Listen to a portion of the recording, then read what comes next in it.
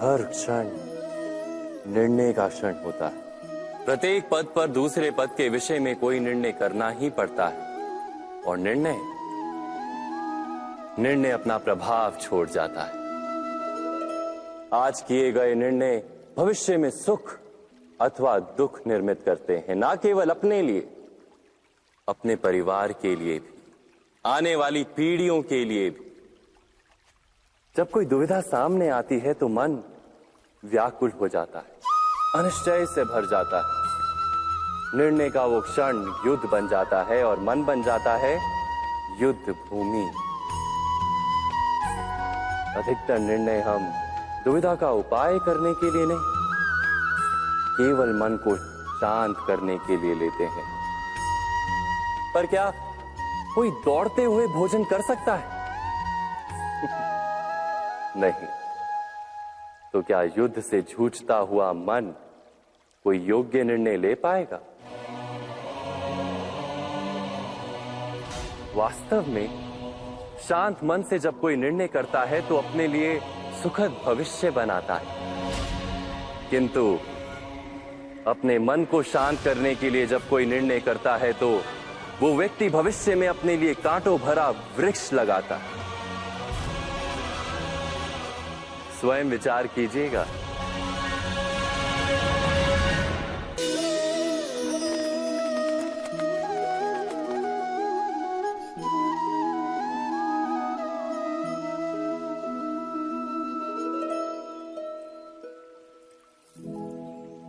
निर्णय के क्षण में हम सदा ही किसी अन्य के सुझाव, सूचना, मंत्रणा या परामर्श को आधार बनाते हैं और हमारे भविष्य का आधार हमारे आज लिए गए निर्णय के ऊपर होता है। तो क्या हमारा भविष्य किसी अन्य के परामर्श, किसी अन्य के सुझाव का फल है?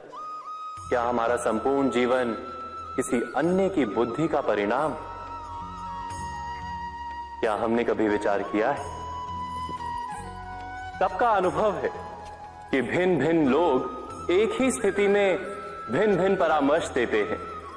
मंदिर में खड़ा भक्त कहता है कि दान करना चाहिए और चोर कहता है यदि अवसर मिले तो इस मूर्ति के श्रृंगार चुरा। धर्म से भरा हृदय धर्ममय सुझाव देता है और अधर्म से भरा हृदय अधर्म का परामर्श देता है।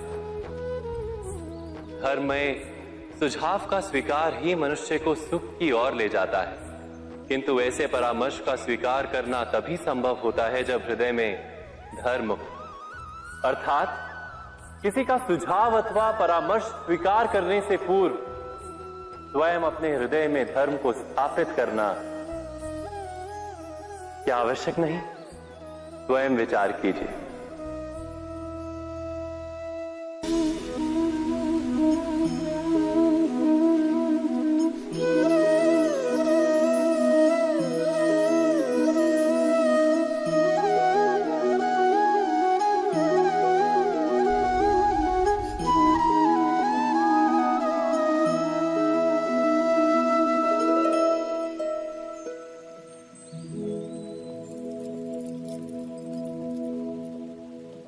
भविष्य के आधार पर सब आज का निर्णय लेना चाहते हैं। भविष्य में सुख मिले, भविष्य सुरक्षित हो, ऐसे निर्णय आज लेने का प्रयत्न रहता है सबका। आप अपने जीवन को देखिए, क्या आपके अधिकतर निर्णय के पीछे भविष्य का विचार नहीं होता? और हो भी क्यों ना, अपने जीवन को सरल और सुखमय बनाने का प्रयत्न करने का अधिकार सबका है।